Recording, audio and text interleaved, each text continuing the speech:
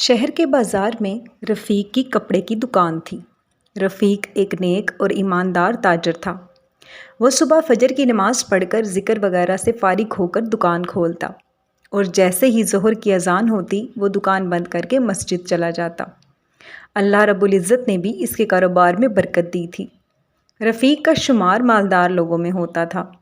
رفیق کے پاس ایک تھیلی تھی جس میں رفیق نے 1000 سونے کے سکے رکھے ہوئے تھے۔ ایک مرتبہ رفیق کو کاروبار کے سلسلے میں دوسرے ملک جانا تھا۔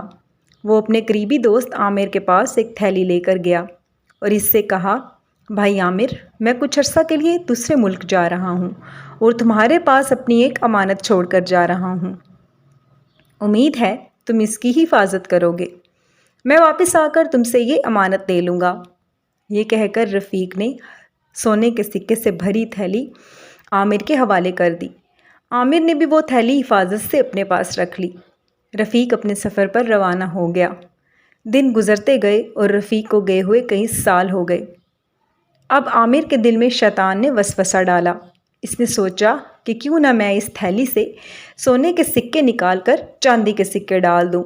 رفیق واپس آ کر اگر پوچھے گا تو میں جھوٹ بول دوں گا کہ تم نے تو مجھے یہی تھیلی دی تھی، میں نے تو اس تھیلی کو کھول کر بھی نہیں دیکھا۔ اور عامر نے اسی طرح کیا۔ تھیلی سے سکے نکالے اور ان کی جگہ چاندی کے سکے رکھ دیے۔ کچھ عرصے کے بعد رفیق واپس آ گیا۔ وہ عامر کے گھر گیا۔ عامر اس سے بہت اچھے طریقے سے ملا اور سکوں سے بھری تھیلی رفیق کے حوالے کر دی۔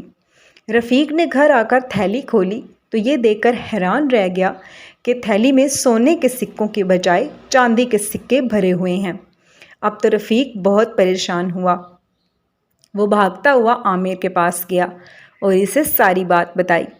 عامر بہت غصہ ہوا اور کہا، ایک تو میں نے تم پر احسان کیا، تمہارے مال کی حفاظت کی، اور اب تم مجھ پر چوری کا الزام لگاتے ہو۔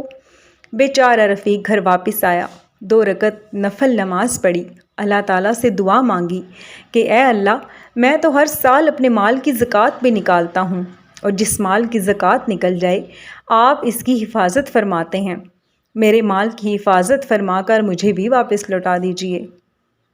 اگلی صبح وہ اللہ کا نام لے کر عدالت میں پہنچا اور جج کو سارا واقعہ سنایا۔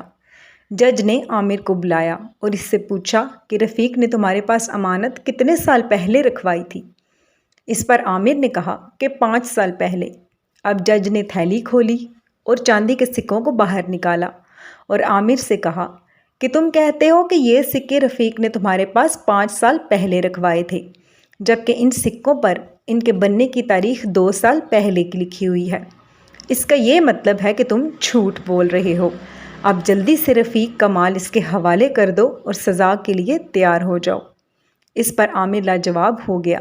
اس نے شرمندگی سے اپنا سر جھکا لیا اور اپنے جرم کا اقرار کرتے ہوئے رفیق کا مال اس کے حوالے کر دیا۔ تو دیکھا اپنے بچوں، امانت میں خیانت کرنے کا کیا انجام ہوتا ہے۔ اس لیے ہمیں ہر حال میں سچائی اور ایمانداری سے کام لینا چاہیے اور کبھی بھی کسی کی امانت میں خیانت نہیں کرنی چاہیے۔ اس سے اللہ تعالیٰ بہت ناراض ہوتے ہیں۔